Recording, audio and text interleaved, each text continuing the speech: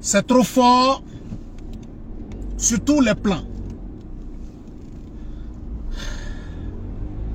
Vous savez, on arrive à cette finale, nous sommes champions d'Afrique.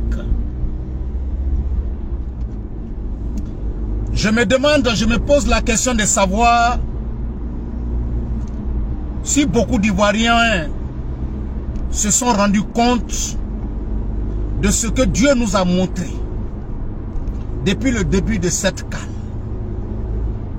Chers frères et sœurs, il faut croire en Dieu. Il faut croire en Dieu. Ça dit que Dieu, le Tout-Puissant, est passé par tous les moyens pour nous faire comprendre aujourd'hui que nous, les Ivoiriens, on n'a pas deux choix. On a un seul choix, se mettre ensemble. On a un seul choix, se mettre ensemble. Les intérêts du pays doivent passer au-delà de tout. Chers frères et sœurs, je me pose la question de savoir si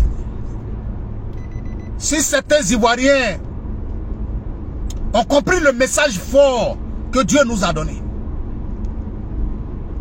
Peut-être que dans l'euphorie, les gens ne se sont pas rendus compte d'une chose.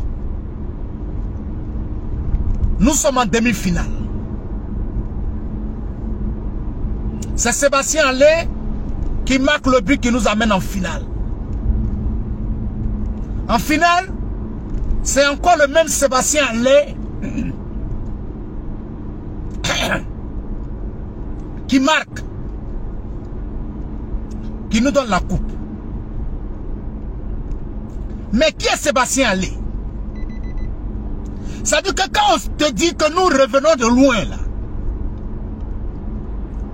est-ce que nous Ivoiriens, est-ce que nous nous rendons compte que celui qui nous a donné cette coupe là, celui qui a marqué les deux buts là, revenait d'une maladie? Mais je ne parle pas de sa blessure avant la CAN. Est-ce que les Ivoiriens se rendent compte que celui qui a marqué ce but là, il y a un an de cela, était entre la vie et la mort?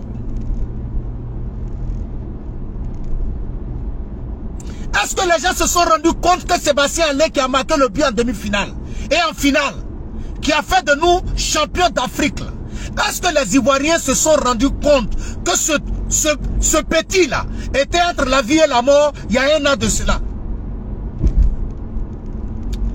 Chers frères et sœurs, quand Dieu a élevé quelqu'un, il ne faut pas rabaisser la personne. Chers frères et sœurs,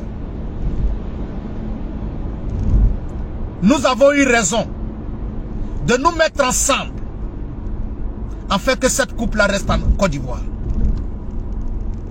Quand j'ai vu les larmes du président Ouattara après cette victoire, chers frères et sœurs, cette coupe d'Afrique-là est allée au-delà d'une simple coupe d'Afrique. Le président Ouattara qui pleure à cause de cette coupe, ça veut dire que, chers frères et sœurs, il y avait beaucoup de choses.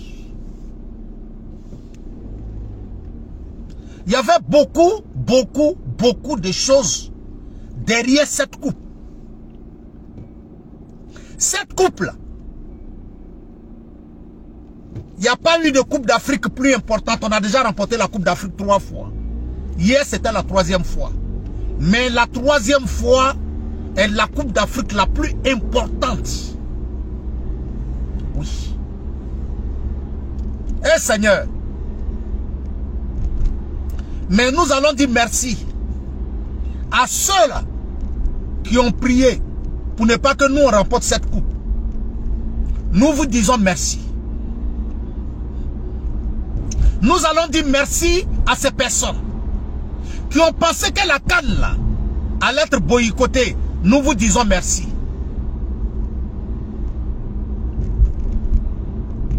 Nous vous disons merci. Mais ça c'est une chose. Quand Dieu a décidé, Dieu a décidé. Merci Papa Ado. Merci Papa Ado. Cette Coupe d'Afrique est importante parce que celui qui a dirigé jusqu'à la finale,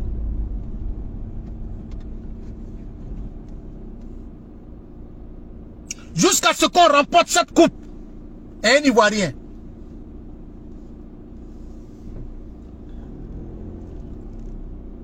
Dieu ne fait rien pour rien. On se rend compte aujourd'hui que notre défaite contre la Guinée équatoriale était une épreuve de Dieu. Était une épreuve de Dieu.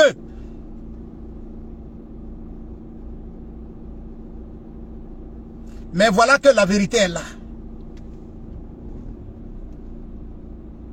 Voilà que la vérité est là. Mais Inch'Allah, la Côte d'Ivoire va devenir encore plus forte après cette CAN. Nous allons encore devenir plus fortes après cette CAN. Des gens ont eu le courage d'immoler un mouton et de prendre le sang, le suer sur le maillot de notre équipe, le drapeau de notre pays. On vous dit merci. Nous n'allons pas nous venger parce que Dieu a fini de faire notre palabre. Dieu a fini de faire notre palabre. Vérité en vérité, ceux qui souffrent aujourd'hui, ceux qui pleurent, c'est vous. Vous qui avez pensé nous humilier. Mais Dieu vous a fait comprendre que lui, Dieu, est le seul qui peut humilier. C'est lui seul qui peut élever quelqu'un. Et Dieu nous a élevés. Mais à partir du moment où Dieu nous a élevés, est-ce que nous, on a besoin de faire palabre?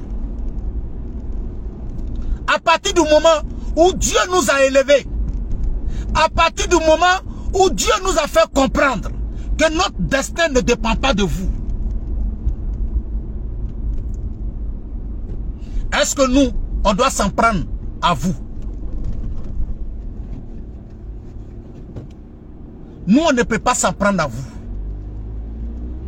Nous, la seule chose que nous, on peut faire, c'est de continuer de dire merci à Dieu. Allah t'a levé tien. Wallahi, Allah t'a levé tien. Allah t'a levé tien. Kabara djougou djougou ke mou kama pour ne pas que l'équipe de Côte d'Ivoire aille devant. Kabara djougou djougou ke.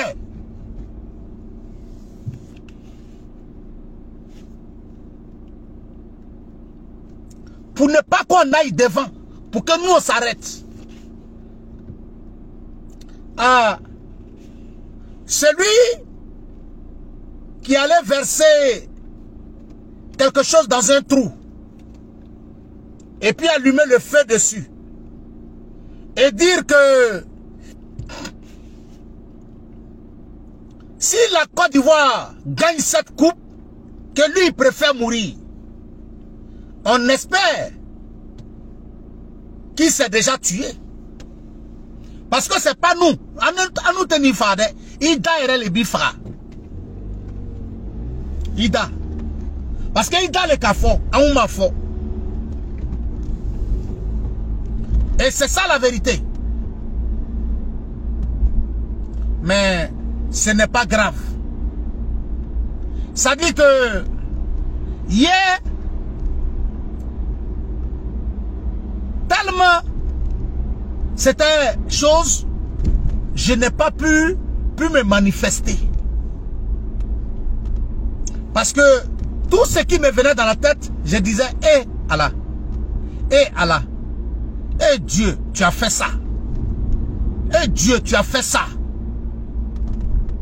C'est la seule question que je me posais.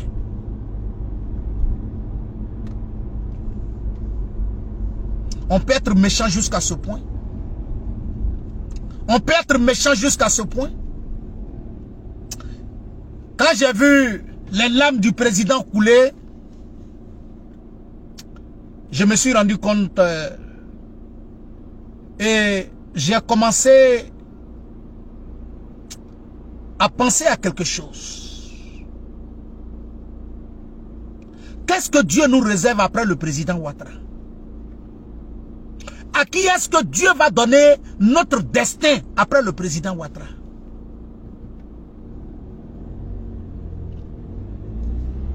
Est-ce que nous aurons encore la possibilité d'avoir un président comme le président Ouattara?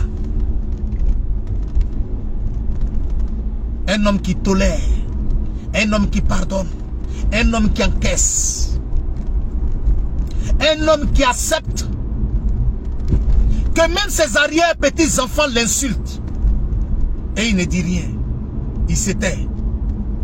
Il a mal, mais il se tait.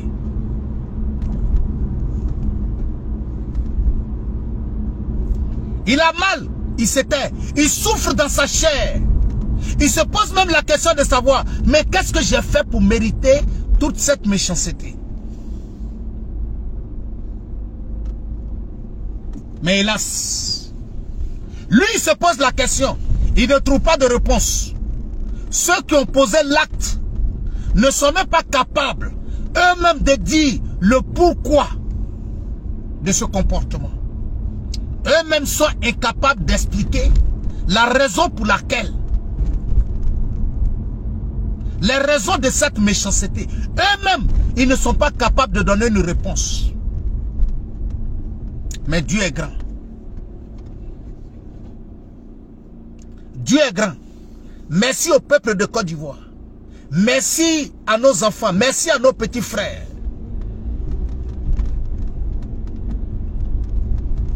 Merci à nos grands frères. Parce que je parle au nom de tous les Ivoiriens. Aucun parmi eux n'est âgé que moi. Mais ils sont âgés que d'autres Ivoiriens. Nos enfants vous disent merci les tontons. Nos enfants vous disent merci. Parce que nous disons merci à ces anciennes gloires du football ivoirien. Nous disons merci au Youssouf Alikou Fofana. Nous disons encore merci au Mongueï Gueï. Nous disons encore merci au Ben Badi, au Drogba Didier, au Yaya Touré, au Zokora Maestro. Nous vous disons merci. Aruna Dendane, Barikopa, nous vous disons merci. Vous avez su motiver vos petits frères. Vous leur avez donné le courage. Vous leur avez fait comprendre que si vous n'avez pas réussi, eux ils doivent réussir. Et ils ne doivent pas échouer. Vous les avez soutenus jusqu'au bout. Ils vous disent merci. Tous les Ivoiriens vous disent merci. Vous vous êtes comportés en grand frère. Vous vous êtes comportés en tonton. Merci infiniment à vous. Le peuple de Côte d'Ivoire vous dit merci. Les Ivoiriens vous disent merci. L'Afrique vous dit merci. Merci aux autorités de Côte d'Ivoire. Beaucoup se posaient la question de savoir, il y a quelques années de cela, est-ce que la Côte d'Ivoire sera au rendez-vous? Aujourd'hui, tous ceux qui ont participé à cette CAN partent avec l'idée que c'est la meilleure CAN de toute l'histoire de la CAN. Nous vous disons merci. Merci au président Ouattara. Merci au président Ouattara. Merci à tous. Que Dieu vous bénisse. Merci.